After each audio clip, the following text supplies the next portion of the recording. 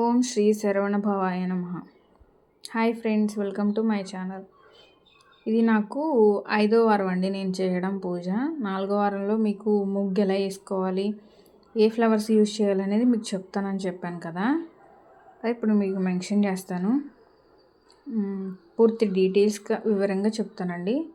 ఇక్కడ మనం పసుపు తీసుకొని కొంచెం వాటర్ కలుపుకొని నేల మీద పైన దేవుడి గదిలోనండి, దేవుడు ఉండే ప్లేస్లోని కింద నేల మీద మనం ఇలా కొంచెం వాటర్ పసుపు తీసుకుని రౌండ్ షేప్లో పసుపు మనం కింద రాయాలండి.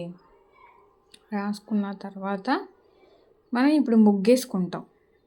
అది మీకు చెప్పాను కదండి, 6 కోణాలు రావాలని చెప్పి. అలా వచ్చే విధంగా మనం ఇప్పుడు ముగ్గేసుకుంటాం అనమాట. ఇదిగోండి ఇక్కడ చూపిస్తున్నాను. ఫస్ట్ 3 కోణాలు వచ్చే విధంగా ఒక ట్రయాంగిల్ షేప్లో గీసుకోవాలి. దాని మీదే ఇంకో విధంగా మళ్ళీ గీసుకోవాలన్నమాట. ఇలా 2 సార్లు ట్రయాంగిల్ షేప్లో రాసుకుంటే మనకి ఇక్కడ 6 కోణాలు వస్తాయండి. చూసారుగా, ఇలా వేసుకోవాలి ముగ్గు. ఓకేనా.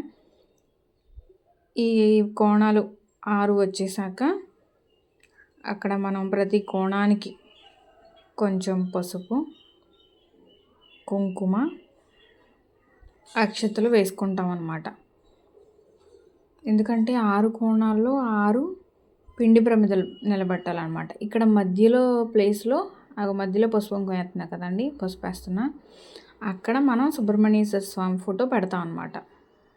ఓకేనా. ఇక్కడ కుంకుమ వేస్తున్నాను చూడండి. నేను నేర్చుకునే చేసుకుంటానండి పూజ. నాకు బాగా తెలుసు అని నేను చెప్పట్లేదు. ఇదిగోండి చూడండి, సుబ్రహ్మణ్యేశ్వర స్వామి ఫోటో. ఇక్కడ తమలపాకులు పెడతానండి. అక్షతలు కూడా 2 వేసేసుకుని తమలపాకులు ఒక్కొక్క తమలపాకు పెట్టుకుని మనం ఒక్కొక్క పిండి దీపాన్ని పెడతాం అన్నమాట. ఇక్కడ ఫ్లవర్స్ నేను ఏమి యూజ్ చేశానంటే రెడ్ ఫ్లవర్స్. చెప్పాను కదా మీకు, సుబ్రహ్మణ్యేశ్వర స్వామికి ఎరుపు ఫ్లవర్స్ కానీ ఎరుపు వస్త్రం కానీ ఇష్టం అని చెప్పి. ఇప్పుడు సుబ్రహ్మణ్యేశ్వర స్వామికి రోజ్ ఫ్లవర్స్ అండి, రెడ్ అయ్యి దొరికాయి నాకు, అవి తెచ్చుకున్నాను అనమాట పూజ చేసుకోవడానికి. ముందు రోజే నేను ఇవన్నీ ప్రిపేర్ చేసుకుని అట్టు పెట్టుకుంటాను అనమాట.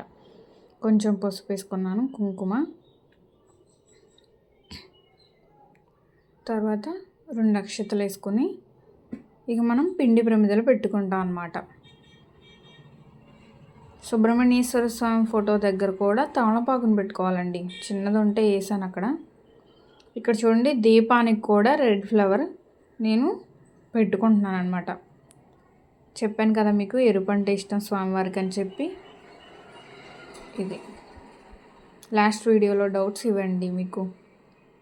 ఓకేనా. ఇంకేమైనా డౌట్స్ ఉంటే కామెంట్ చేయండి, నేను క్లారిటీగా మీకు వీడియో చేసి పెడతాను అనమాట.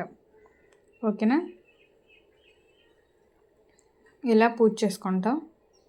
సుబ్రహ్మణ్య స్వామి అష్టోత్తర శతనామాలు చదువుకుని. Please subscribe. Thank you to all.